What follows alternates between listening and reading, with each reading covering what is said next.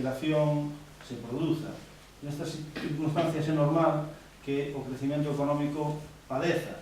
Nestas circunstancias é normal que teñamos un problema social derivado destas dificultades. Eu creo que este é un dos grandes dramas do noso tempo e é algo que debemos prestar unha especial atención nos próximos anos.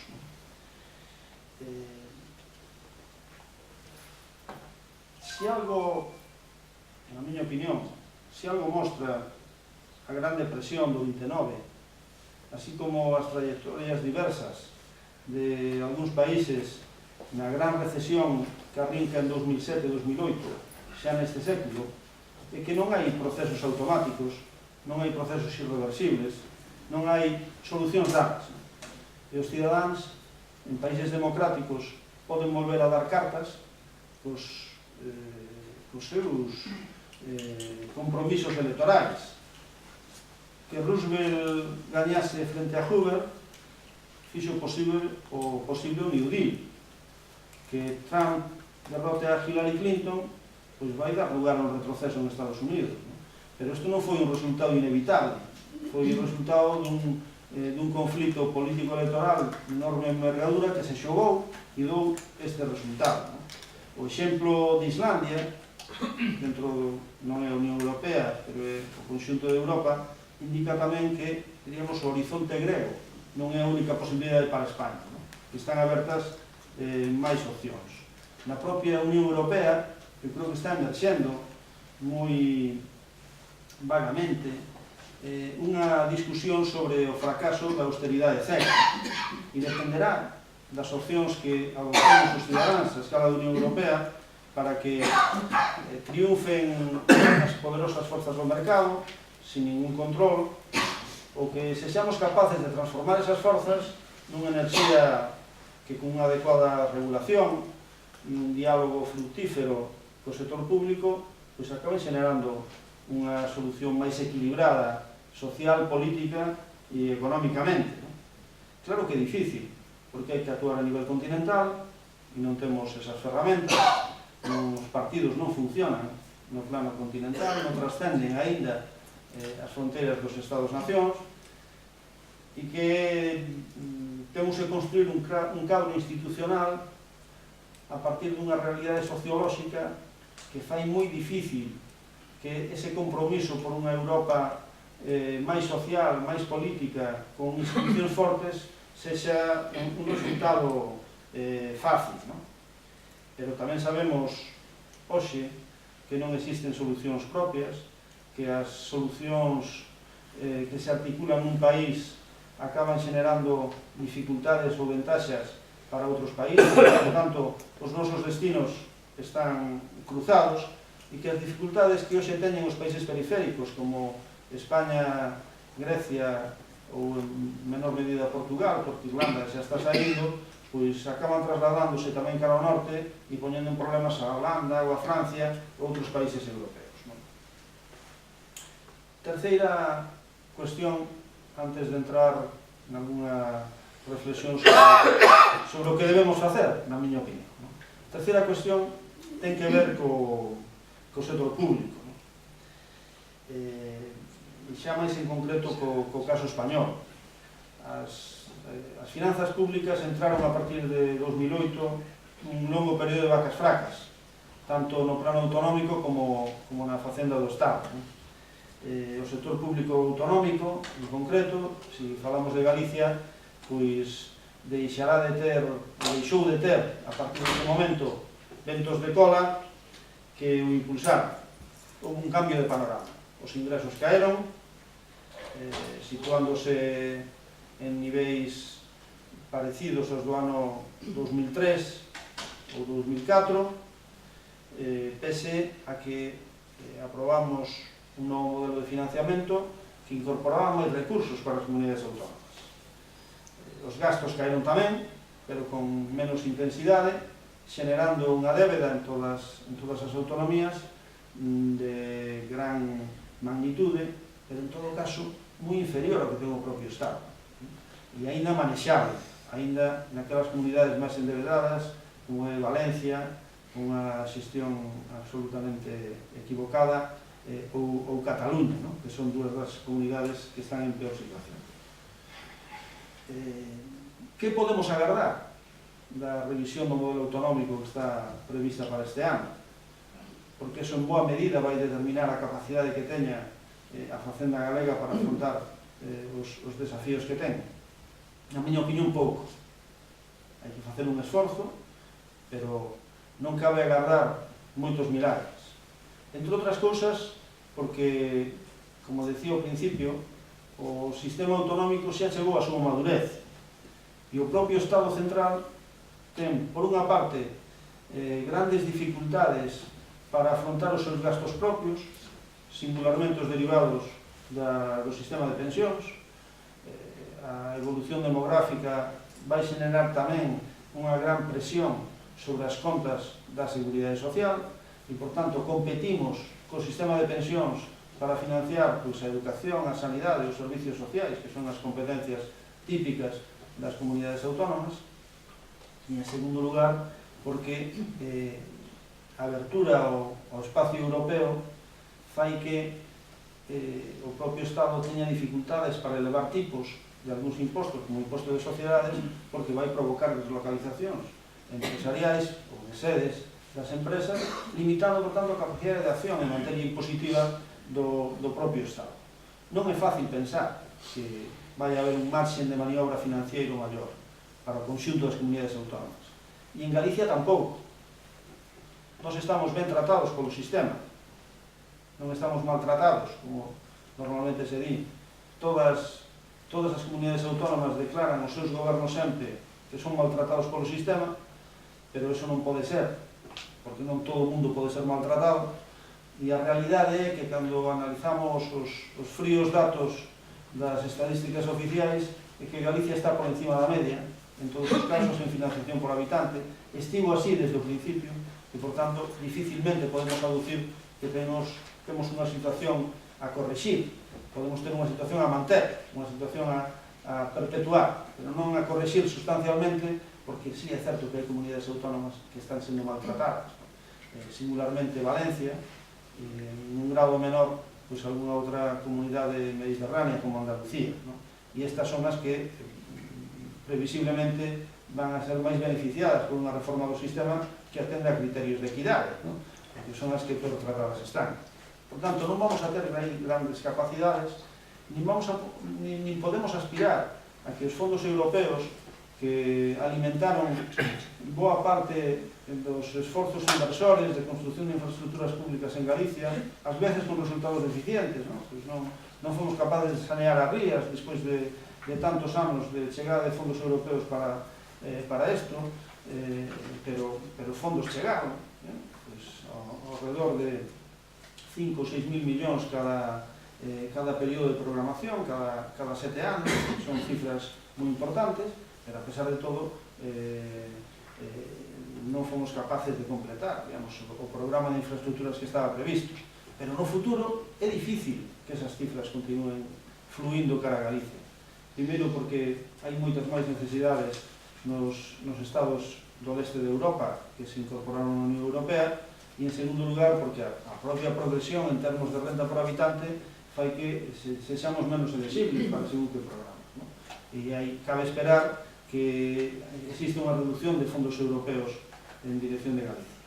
O cal nos leva a conclusión coa que eu avanzaba, e que se deriva desta análise.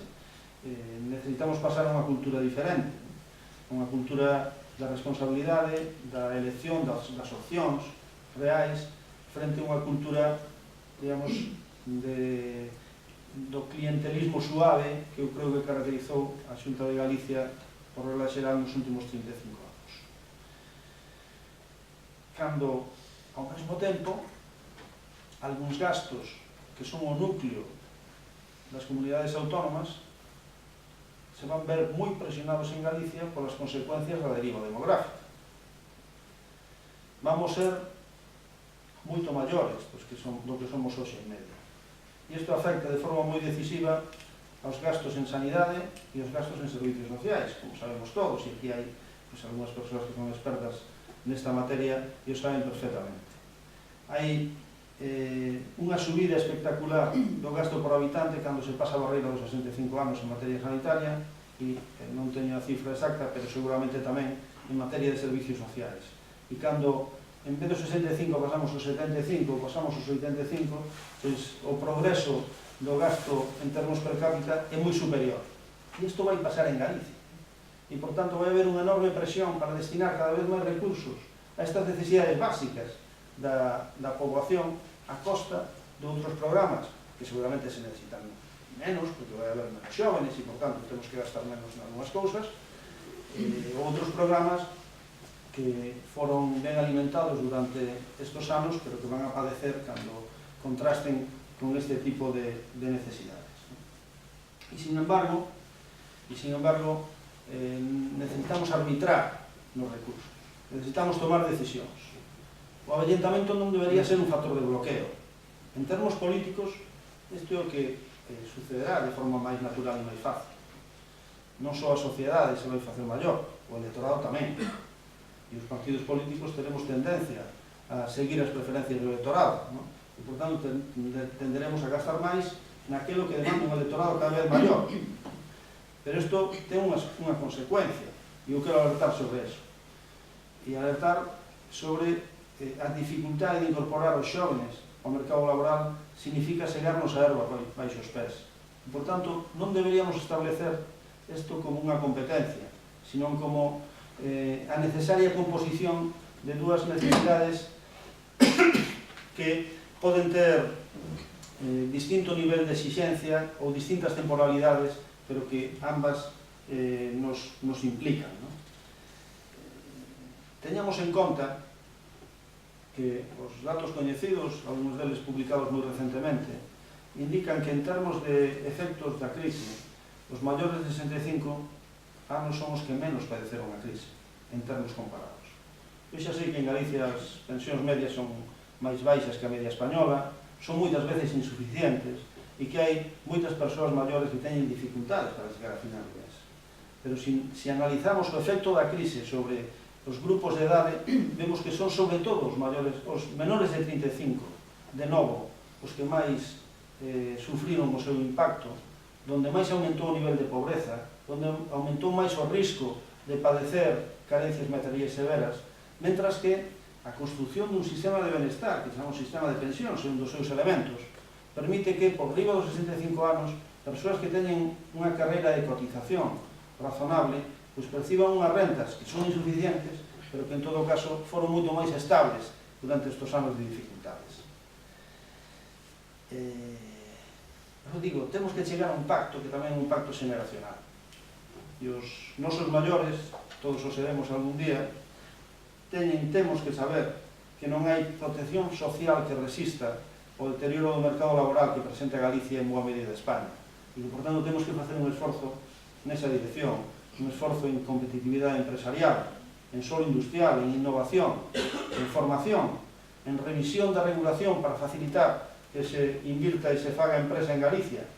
Temos que facer unha política de acordo social que vincule a política de rentas e evolución da productividade. Temos que facer un esforzo para fomentar a empregabilidade, para fomentar o emprendemento, que necesitamos isto, porque crear riqueza é unha necesidade para poder soportar aqueles que chega un momento que non poden traballar máis ou non deben traballar máis porque xa o fixeron.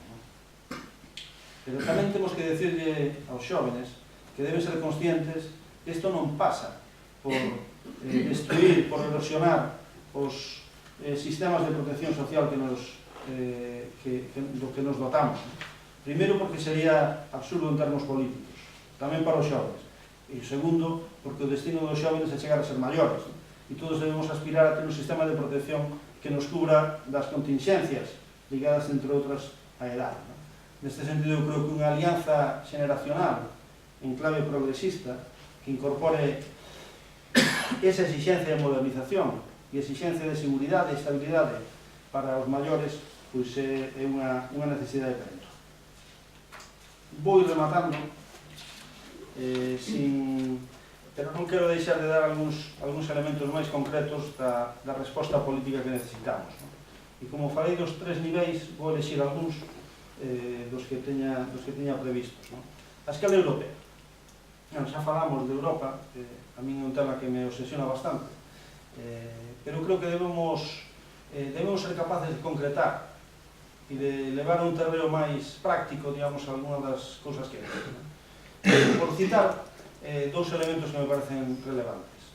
Que podemos facer para facer unha Europa que ao mesmo tempo sexa máis social, que regule esa competencia desenfrenada dun mercado de 500 millóns e que ao mesmo tempo reforce os elementos que necesita o euro para funcionar como unha moeda común, para construir en Europa unha zona monetaria óptima, que decimos os economistas. Moi sintéticamente, eu creo que é unha exigencia armonizar o imposto de sociedades a escala europea. Ten que haber un imposto de sociedades mínimo a escala europea. Temos que impedir que as grandes empresas elixan os nichos fiscais que lle permiten finalmente deixar de tributar, ben sexa en Luxemburgo ou en Irlanda. E temos que vencer as resistencias destos países e que deixen de funcionar como paraísos fiscais no interior da Unión Europea, porque isto destruye o consenso cidadán, destruye calquer acordo social, porque ao final os impostos se basan sobre o consenso. Claro que necesitamos coerción, pero necesitamos sobre todo consenso para que o sistema fiscal funcione adecuadamente. En segundo lugar, que facer con esos recursos que debían nutrir, polo menos en parte, a facenda europea? Pois un seguro de desemprego mínimo que despois os países puderan complementar para adecualo ás súas preferencias, que tamén funciona a escala europea. Isto permitiría que na crise última, nesta que estamos atravesando, pois, cando en Grecia o nivel de desemprego chega ao 30%, en España estuvo cerca, pois unha parte dos custes deste desemprego sexan financiados por medio de fondos que pagan todos os europeos. Claro, isto implica solidaridade a escala de Europa, pero que se queremos construir unha unidade política en Europa, a solidaridade vai implícita. E por outra parte, non estamos moi lonxe do que sucede noutra gran área de países, noutra gran área desenvolvida que ten unha dimensión parecida, como é Estados Unidos, dividida en 50 estados. Justamente ali ocorre isto. E se hai o que chamamos os economistas un shock asimétrico que afecta a Florida ou a California, son os fondos federais, entre outros, con programas deste tipo, os que permiten amortiguar este fondo.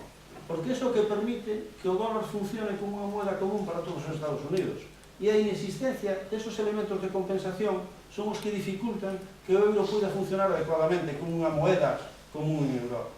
Por tanto, tamén se necesita, non só por exigencias sociais, sino tamén por exigencias económicas. En España. Bueno, en España daría para varias charlas deste tipo e máis, pero eu creo que temos graves problemas en moitos planos, no plano, seguramente, da legitimidade de moitas institucións, no plano da relación con empresas que teñen posicións de poder económico inaceptables, que habría que corregir en moitos planos, e sabes que os refiro, no ámbito eléctrico, no ámbito financiero, etc., das telecomunicacións e outras. Hai unha xenda moi amplia, pero eu querría referirme moi rapidamente ao plano territorial, porque me parece que o que máis pon en cuestión o que estuvemos construindo este tempo. Hai unha dimensión constitucional, digamos, da solución ao desafío territorial que presenta Cataluña, que non teñen os outros elementos. Coa nosa Constitución actual podemos dar unha resposta adecuada a moitas das preocupacións que temos sobre outros elementos do sistema político e do sistema económico. Podemos facer unha reforma fiscal moito máis progresiva da que temos, sin necesidade de tocar a Constitución. Podemos, ou con pequenos retoques, podemos facer un sistema de representación política moito máis proporcional, se queremos, con pequenos retoques. Pero no plano territorial temos máis dificultades. E temos un desafío manifesto, que é o desafío catalán. E eu creo que isto temos que enfrentarlo con inteligencia. Eu non son partidario de que se faga un referéndum en Cataluña, de que o Estado autorice un referéndum legal en Cataluña no curto plazo. Non me parece unha boa solución, porque eu creo que previamente necesitamos construir unha oferta política para os cidadáns cataláns que poida seducirlos. E esa oferta política debe incorporar unha proposta de reforma constitucional. E con esa proposta sí que debemos ir a unha consulta necesariamente en todo o territorio español, pero tamén en Cataluña. E tomar nota do que sucede. Se non somos capaces de seducir ao electorado catalán, en ese momento debemos plantearnos outras medidas, outras. En que debe consistir, na miña opinión, esa oferta? Pois actuar en dous niveis. O modelo das autonomías ten un desaxuste básico entre a uniformidade que presenta en amplias zonas do territorio español frente á diversidade das preferencias sobre a descentralización que existen tamén en España. Dito de unha forma máis concreta. Non hai a mesma apetencia de autogoberno en Murcia que en Cataluña. E, sin embargo, construímos un estado das autonomías que descentralice igual en Cataluña que en Murcia, para simplificar.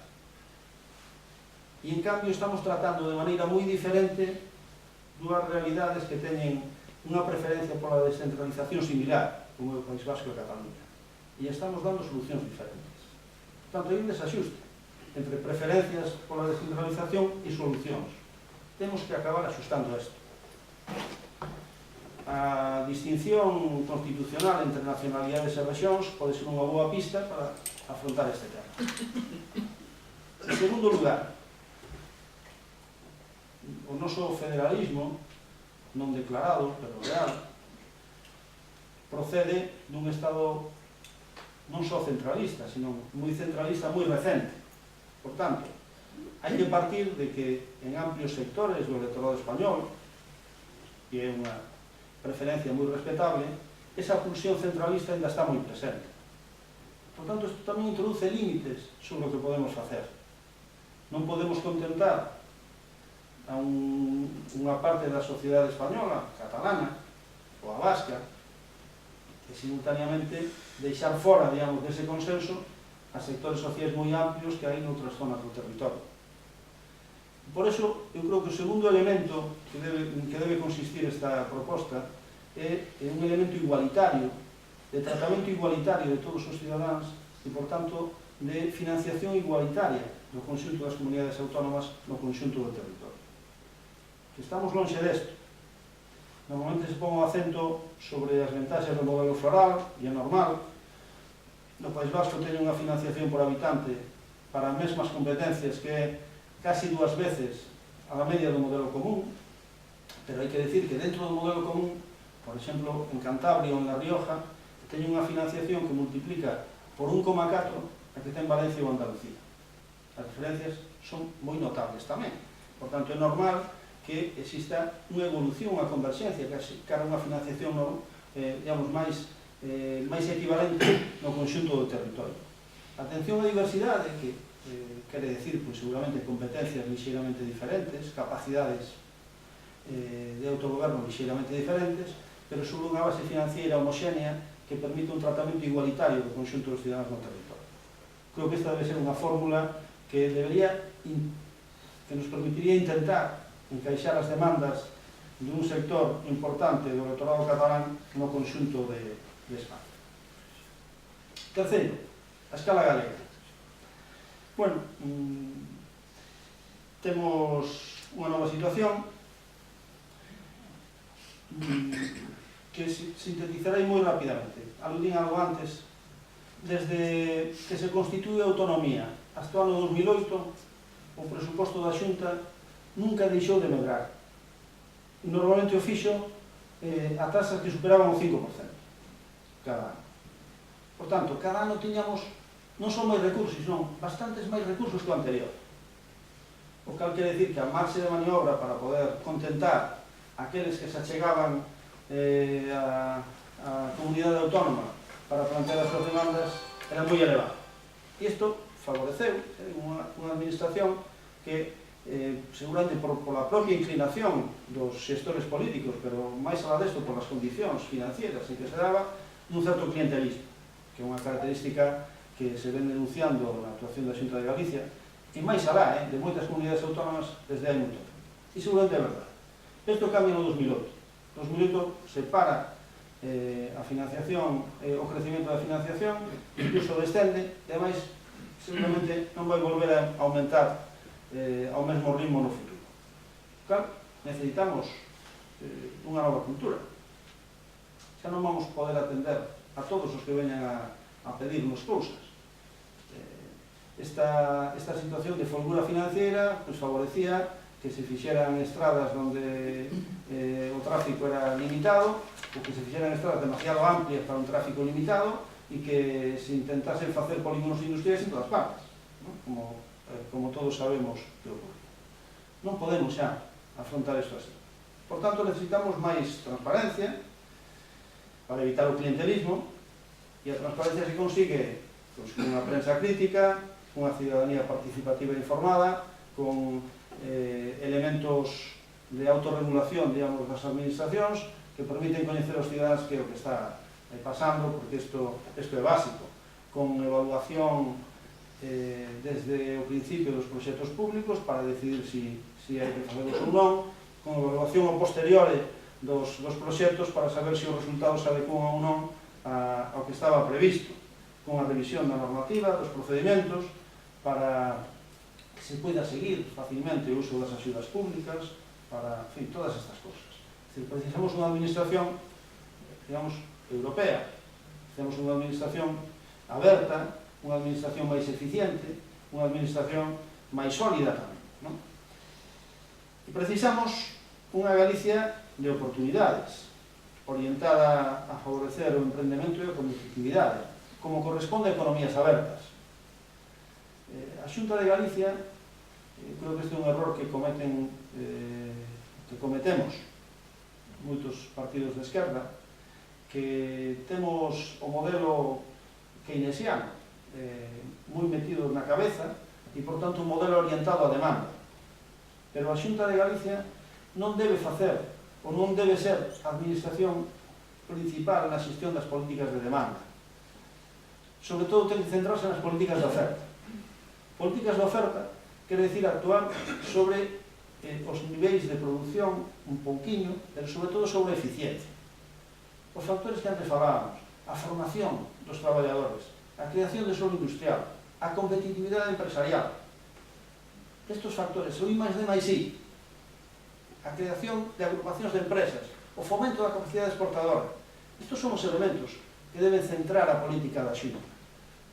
Non a xestión da demanda, porque non temos marxen, porque ademais as actuacións de demanda nunha escala regional, nunha economía aberta, acaban trasladándose en moitas ocasións cara fora sin generar efectos dentro, e por tanto é bastante absurdo empeñarse nesto.